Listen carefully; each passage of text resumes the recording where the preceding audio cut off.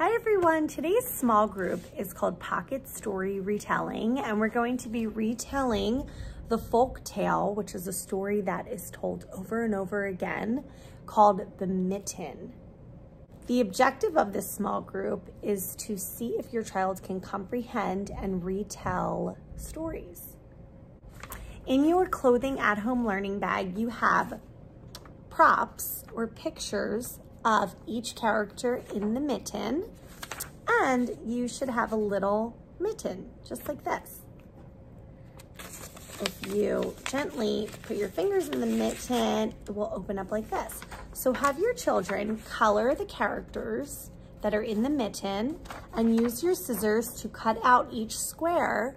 So as I read the story, The Mitten, your child is going to put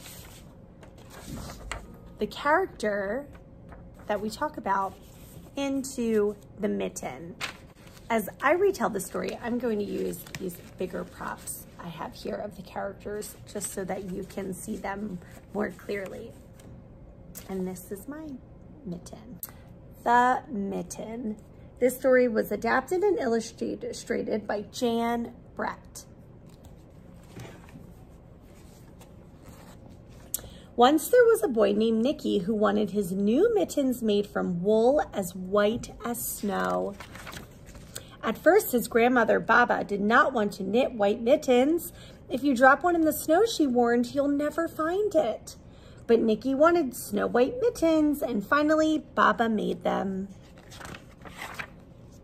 After she finished, she said, when you come home, first I will look to see if you are safe and sound, but then I will look to see if you still have your snow white mittens. So off Nicky went, and it wasn't long until one of his new mittens dropped in the snow and was left behind. So it camouflages against the white snow. It's the same color as the snow. A mole, so here's our first animal, so get your mole. Here's my mole. Tired from tunneling along, discovered the mitten and burrowed inside. So I'm going to put my mole in the mitten. And your child can put their mole prop in their little mitten. It was cozy and warm and just the right size, so he decided to stay. A snowshoe rabbit came hopping along, so that's our second animal. Have your child find their snowshoe rabbit prop and put it in their mitten. It was then that he saw the mitten and he wiggled in feet first. The mole didn't think there was room for both of them, but when he saw the rabbit's big kickers, he moved over. Next, a hedgehog came snuffling along. Having spent the day looking under wet leaves for things to eat, he decided to move into the mitten and warm himself. The mole and the rabbit were bumped and jostled, but not being ones to argue with someone covered with prickles, they made room. So in this point, how many animals do we have in the mitten so far? We have 3 animals in the mitten. The hedgehog was the third animal. As soon as the hedgehog disappeared into the mitten, a big owl, attracted by the commotion, swooped down. When he decided to move in, also, the mole, the rabbit, and the hedgehog grumbled. But when they saw the owl's glinty talons, they quickly let him in. So his talons are his big claws. So they moved over. My owl is now in the mitten. What do you notice? What's happening to the mitten? It's expanding. Does that mean it's getting bigger or smaller? It's getting bigger and stretched out. The mitten was not made for all of these animals. What was it made for? To keep Nicky's hands warm, right? Up through the snow appeared a badger. He eyed the mitten and began to climb in. The mole, the rabbit, the hedgehog, and the owl were not pleased. There was no room left, but when they saw his diggers, they gave him the thumb. So put your badger in your mitten. Look at the animals' faces. I wonder what they're thinking. I wonder why they're staying in the mitten. It started snowing, but the animals were snug in the mitten. A waft of warm steam rose in the air, and a fox trotting by stopped to investigate. That means he stopped to look to see what was going on.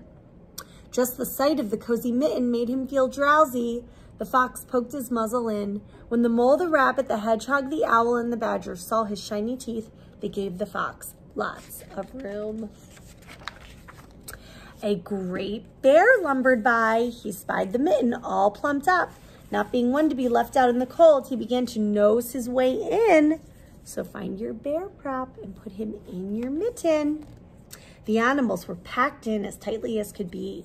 But what animal would argue with a bear? The mitten swelled and stretched. It was pulled and bulged too many times its size. But Baba's good knitting held fast. Along came a meadow mouse, no bigger than an acorn. This is our last character.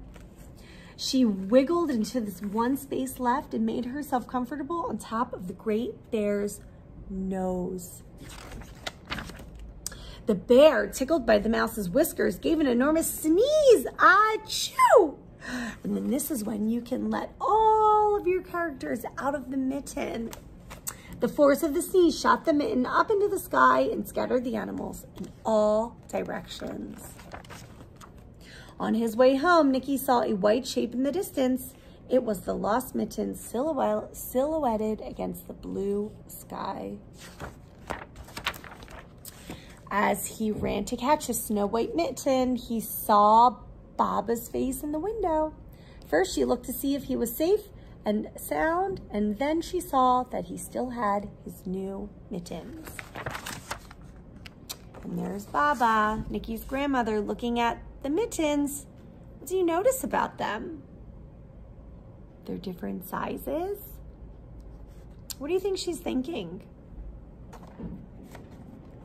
Why is this mitten so much bigger than this mitten? Do you think she suspects or thinks that it's because animals were using it to stay warm? What do you think? So families, as you read the story, pause as you're reading and see if your child can answer some questions you ask of them. Like, do they think Nicky knew where his mitten went? Do they think Nicky knew that animals went inside of it? Also ask your children if they had ever lost a mitten before. Did they find it? You can ask them how they think the animals are feeling when they're in the mitten as it's getting bigger and bigger and bigger. Have a great day.